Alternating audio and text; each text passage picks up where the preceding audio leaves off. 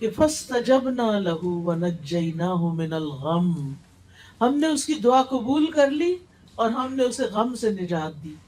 تو اس سے یہ پتہ چلتا ہے کہ جب ہم آیت کریمہ پڑھتے ہیں، لا الہ الا انت سبحانک انی کنت من الظالمین، اللہ کے سوا کوئی عبادت کے لائق نہیں، اے اللہ تو پاک ہے، میں یقیناً ظالموں میں سے، قصور میرا اپنا ہے، گناہ میرے اپنے ہیں، غلطیاں میری ہیں۔ جب انسان اپنی غلطی کا اعتراف کرتا ہے تو اللہ تعالیٰ اس سے بڑا خوش ہوتا ہے، کیونکہ شیطان نے تکبر کیا تھا، ابا، انکار کیا، واستکبرا، اور تکبر کیا، وکانا من الکافرین، اور وہ کافروں میں سے ہو گیا۔ تو جب انسان اللہ کے حکم سے انکار کرتا ہے اور تکبر کرتا ہے کہ میں بڑی چیز ہوں، اور اللہ کا حکم نہیں مانتا، تو پھر اللہ تعالیٰ کی ناراضگی آتی ہے۔ شیطان انسان کا دشمن ہے، شیطان انسان کے پیچھے لگا رہتا ہے، اور وہ اس کے دل میں طرح طرح کے خیالات ڈالتا ہے، وسوسے ڈالتا ہے، اور کبھی کبھی اس کو ایسی باتیں سجاتا ہے، اللہ نے تمہارے لیے کیا کیا، تمہاری تو کوئی دعا ہی قبول نہیں ہوتی، کوئی فائدہ نہیں اللہ تعالیٰ کو پکارنے کا، جاؤ کسی اور کے پاس۔ لیکن ہم دیکھتے ہیں کہ کس طرح اللہ سبحانہ وتعالیٰ نے اس دعا کی بدولت یونس علیہ السلام کو معاف فرما دیا، اور یونس علیہ السلام کو غم سے نجات دی، اور ساتھ ہی خوشخبری دی کہ اور سارے مومنوں کو بھی ہم ایسے ہی نجات دیتے ہیں۔ یعنی مطلب کیا تھا کہ اگر کوئی شخص کسی تکلیف اور غم اور مصیبت کے وقت یہ دعا پڑھتا ہے تو اللہ تعالیٰ اس کی تکلیف کو دور کر دیتے ہیں۔ سب کو آتا ہے یہ آیت کریمہ؟ سنائے مجھے۔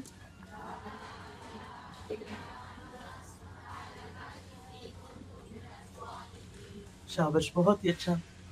تو اس سے کیا پتہ چلتا ہے کہ جب دل پہ بوجھ آئے، جب دل پہ غم آئے، جب کوئی فکر آئے، جب دل اداس ہو، جب دل پریشان ہو، تو کیا کریں؟ یہ آیت کریمہ پڑھیں، تسبیح پڑھیں۔ تسبیح غموں کا علاج ہے۔ آپ دیکھیں یہاں بھی وہ کیا کہتے ہیں، سبحانک، تو پاک ہے، اللہ تیرا کوئی قصور نہیں، غلطی میری اپنی ہے، تو پاک ہے، تو ظلم نہیں کرتا، تو کسی پہ زیادتی نہیں کرتا، تو سب کا مولا ہے، تو سب پہ رحم فرماتا ہے، غلطی میری اپنی۔ آپ دیکھیں کہ آدم علیہ السلام نے جب شیطان کے بہکاوے میں آ کے اس درخت کا پھل کھا لیا تھا جسے منع کیا گیا تھا، تو پھر کیا ہوا؟ اللہ تعالیٰ ناراض ہو گئے۔ انہوں نے اللہ تعالیٰ کو کیسے منایا؟ ربنا ظلمنا انفسنا وان لم تغفر لنا وترحمنا لنکونن من الخاسرین۔ آپ تو سب پڑھے لکھے ہیں ماشاء اللہ، بہت ہی خوشی ہو رہی ہے مجھے کہ آپ کو اتنی دعائیں آتی ہیں، اور ضروری ضروری دعائیں آتی ہیں۔ اس دعا کا بھی مطلب کیا ہے کہ اے ہمارے رب، ہم نے اپنی جان پہ ظلم کیا، اگر تو نہیں بخشے گا اور تو رحم نہیں فرمائے گا، ہمارا تو بڑا نقصان ہو جائے گا۔ تو اپنی غلطی مان لینا، اپنے گناہوں پہ توبہ کر لینا، اپنے کسی قصور کو یاد کر کے رو دینا، یہ اللہ تعالیٰ کی رحمت لاتا ہے، اور دعائیں جلدی قبول ہوتی ہیں۔ اچھا، ہمارا عام طور پر رواج یہ ہے کہ جب کوئی تکلیف آتی ہے تو ہم لوگوں کو کہتے ہیں مجھے پڑھ کے دے دو۔ اچھا، وہ جب پڑھتے ہیں تو وہ کہتے ہیں انی کنت من الظالمین، وہ تو اپنے قصوروں کی معافی مانگ رہے ہیں، آپ کو کیا دیں گے وہ؟ انہوں نے یہ تو نہیں کہا کہ یہ لڑکی جس نے مجھے کہا ہے یہ بڑی ظالم ہے، نہیں، وہ تو نہیں کہہ سکتے۔ تو ہر انسان کو خود اپنے لیے پڑھنا چاہیے، ٹھیک ہے نا، زیادہ سے زیادہ، اور اس میں کوئی شرط نہیں ہے کہ ضرور 1.25 لاکھ ہی پڑھے، آپ چاہیں تو 2 لاکھ پڑھ لیں، کسی نے منع نہیں کیا، 4 لاکھ پڑھ لیں، یا آپ چاہیں تو جتنی دفعہ آپ سے پڑھا جاتا پڑھ لیں۔ لیکن اصل چیز کیا ہے کہ آپ کے اندر ایک تاثیر ہونی چاہیے، پڑھتے وقت آپ کا دل رونا چاہیے، اللہ میری سے غلطی ہو گئی ہے، اس وجہ سے میری شامت آئی ہے، آپ مجھے معاف کر دیں۔ تو اپنی غلطیوں کا اعتراف جو ہے یہ انسان کی سرشت میں ہے، شیطان نہیں مانتا اپنی غلطی، اور جو انسان اپنی غلطی نہ مانے وہ شیطان کا بھائی ہے، ٹھیک ہے نا۔ اب ہمیں دوسروں کو تو ہم نہیں منوا سکتے، لیکن ہم اپنی اپنی فکر تو کر سکتے ہیں نا، اپنی مشکلات سے تو نکلنے کے لیے یہ وظیفہ کر سکتے ہیں اور کرتے رہنا چاہیے۔ تو اس آیت سے یہ بات پتہ چلتی ہے کہ تسبیح کرنا، لا الہ الا اللہ پڑھنا، اس میں دو چیزیں پڑھی ہیں انہوں نے، لا الہ الا انت، ویسے ہم اور دوسرے لفظوں میں ہم کہتے ہیں لا الہ الا اللہ، اس لیے غم کا علاج لا الہ الا اللہ میں، اللہ کے سوا کوئی عبادت کے لائق نہیں۔ جب کبھی دل بوجھل ہو، کثرت سے پڑھے لا الہ الا اللہ، لا الہ الا اللہ، لا الہ الا اللہ، آپ دیکھیں گے تھوڑی دیر کے بعد آپ کا دل ہلکا ہونے لگے۔ اور دوسرا انی کنت من الظالمین، سبحانک، دوسرا ہے سبحانک، تو پاک ہے۔ تو اس میں ہم کیسے پڑھ سکتے ہیں؟ سبحان اللہ، سبحان اللہ، سبحان اللہ، ایک دفعہ سبحان اللہ کہنے سے زمین اور آسمان کے بیچ کی فضا بھر جاتی ہے، اتنا بڑا کلمہ ہے یہ۔ ایک دفعہ الحمدللہ کہنے سے میزان بھر جاتا ہے، اتنے وزنی ہے یہ کلمات۔ اللہ کا ذکر بہت بڑی چیز ہے، معمولی چیز نہیں ہے۔ وَلَذِكْرُ اللَّهِ اکبر، اس لیے ہمیں کثرت سے اللہ کو پکارنا چاہیے، اور جو اللہ کو پکارتا رہتا ہے، الا بذکر اللہ تطمئن القلوب، خبردار، اللہ کے ذکر سے دلوں کو اطمینان آ جاتا ہے۔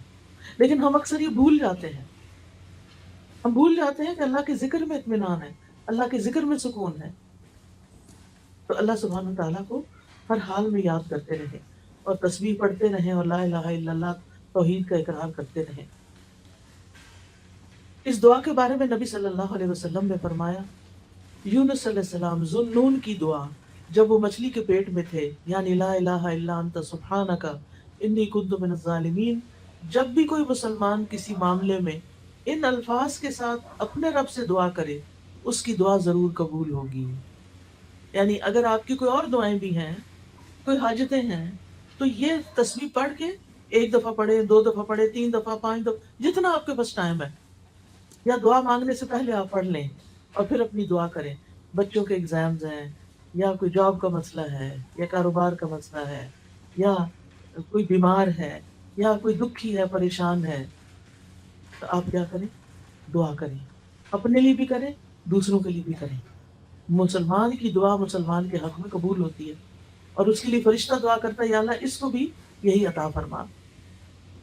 اسی طرح رسول اللہ صلی اللہ علیہ وسلم نے فرمایا، کیا میں تمہیں ایسی چیز نہ بتا دوں کہ جب تم میں سے کسی آدمی کو کوئی رنج و الم ہو، دنیا کی آزمائشوں میں سے کوئی آزمائش آ جائے، اور وہ اس دعا کو پڑھے تو اس کی تکلیف دور ہو جائے گی؟ تو آپ سے کہا گیا کیوں نہیں؟ آپ نے فرمایا وہ مچھلی والے کی دعا ہے، لا الہ الا انت سبحانک انی کنت من الظالمین۔ اس دعا کو دعائے کرب کہا جاتا ہے، یعنی کرب و بلا کے وقت یہ دعا پڑھی جائے۔ اس دعا میں نا چار چیزوں کو وسیلہ بنایا گیا ہے، ایک توحید کو، ایک تسبیح کو کہ اللہ ہر عیب سے پاک ہے، اور پھر اپنی عبادت کے اقرار کو، اور اپنی غلطیوں کے اعتراف کو۔ یہ چار چیزیں ہیں خاص اس دعا کے اندر، جس کی وجہ سے دعا کی قبولیت ہوتی ہے۔ جب انسان لا الہ الا اللہ کہتا ہے، توحید کا اقرار کرتا ہے، تو اس کا مطلب یہ ہوتا ہے کہ یا اللہ میں کچھ نہیں، میرے ہاتھ میں کچھ نہیں، انسانوں کے پاس کچھ نہیں، اصل میں تو تیرا نام ہے، اصل میں تو سب کچھ کرنے والا تو ہے، شفا تو دیتا ہے، دکھی لوگوں کے دکھ دور تو فرماتا ہے، بھوکوں کو تو کھلاتا ہے، یعنی سب کچھ تو ہی کرتا ہے، زمین آسمان کا نظام تو ہی چلاتا ہے، ہر چیز تیرے اختیار میں ہے، تیرے قبضہ قدرت میں ہے۔ تو جب ہم یہ اقرار کرتے ہیں تو پھر اس کے نتیجے میں اللہ تعالیٰ ہم سے راضی ہوتا ہے، کیونکہ اللہ تعالیٰ سب سے بڑا ہے، اور اللہ تعالیٰ کو یہ پسند ہے کہ بندے اس کی بڑائی کا اظہار کریں۔ پھر اللہ تعالیٰ ہر عیب اور ہر نقص سے پاک ہے، اور جب ہم یہ یقین کر لیتے ہیں نا، تو پھر ہمارے دل میں اللہ تعالیٰ کے لیے بدگمانی نہیں آتی، پھر بندہ اللہ سے ناراض نہیں ہوتا۔ کئی لوگوں کو دیکھا گیا ہے، اگر ان کا مسئلہ حل نہ ہوتا نماز ہی چھوڑ دیتے ہیں۔ توبہ توبہ، اس سے توبہ کرنی چاہیے، کبھی بھی اللہ تعالیٰ کے ساتھ ضد نہیں لگانی چاہیے۔ کیا کوئی اللہ سے جیت سکتا ہے؟ کوئی اللہ کو ہرا سکتا ہے؟ ہرگز بھی نہیں، کبھی بھی نہیں ہو سکتا۔ اس لیے اپنی یعنی اپنی غلطیوں کو دیکھنا چاہیے، اللہ تعالیٰ سے بدگمان نہیں ہونا چاہیے۔ بعض اوقات ایسا ہوتا ہے کہ ہماری زندگی میں کوئی ایسی چیز آ جاتی ہے جو ہمیں بڑی ناپسند ہوتی ہے، مثلاً کسی لڑکی کی شادی کسی ایسی جگہ ہو گئی کہ اس کے سسرال اس کو پسند نہیں ہے، کسی کو اپنا شوہر پسند نہیں، کسی کے لیے کوئی اور مشکل کھڑی ہو گئی، ایسی چیزیں زندگی میں ہوتی رہتی ہیں نا۔ پھر انسان کہتا ہے اب میں کیا کروں، کس طرح اس مسئلے سے نکلوں، کیا کروں، کیسے کروں؟ لیکن جب وہ یہ دیکھتا ہے کہ اللہ تعالیٰ فرماتے ہیں قرآن مجید میں عَسَىٰ أَن تَكْرَهُوا شَيْئًا وَيَجْعَلَ اللَّهُ فِيهِ خَيْرًا كَثِيرًا، ہو سکتا ہے ایک چیز تمہیں سخت ناپسند ہو اور اللہ تعالیٰ اس میں بہت بڑی خیر ڈال دے۔ بعض اوقات آپ کی ٹرانسفر کسی اور شہر میں ہو جاتی ہے، آپ کا کاروبار کہیں اور ہوتا ہے، آپ کو اپنے دوست، ماں باپ، بہن بھائی چھوڑنے پڑتے ہیں، یہ سارے دکھ کے وقت ہوتے ہیں، لیکن پھر آپ کیا سوچتے ہیں اس میں بھی کوئی خیر ہوگی، اس کے پیچھے بھی کوئی حکمت ہوگی، اللہ تعالیٰ میرے حق میں کبھی بھی برا نہیں کرتا، اللہ تعالیٰ بڑا ہی مہربان ہے، یا اس میں کوئی خیر ہوگی، کوئی فائدہ ہوگا۔